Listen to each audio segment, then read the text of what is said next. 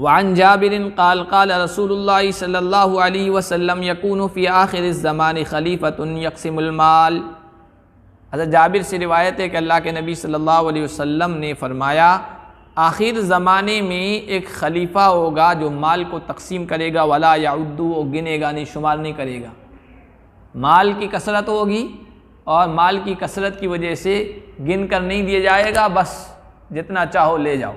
اور ایک روایت میں ہے کہ میری امت کے اخیر میں ایک خلیفہ ہوگا جو مال کو یحفل مال حافیت، لپیں بھر بھر کے دے گا، یہ لپیں بھر بھر کے دے گا، گنے گا نہیں، سونے چاندی کے سکے ہوں گے اور یہ سب بھر بھر کے دے گا، ولا یعدہ عدا، اور شمار نہیں کرے گا۔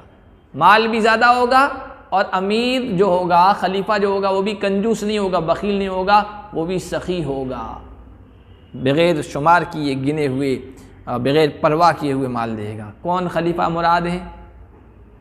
اس کی کوئی تعین یہاں نہیں ہے۔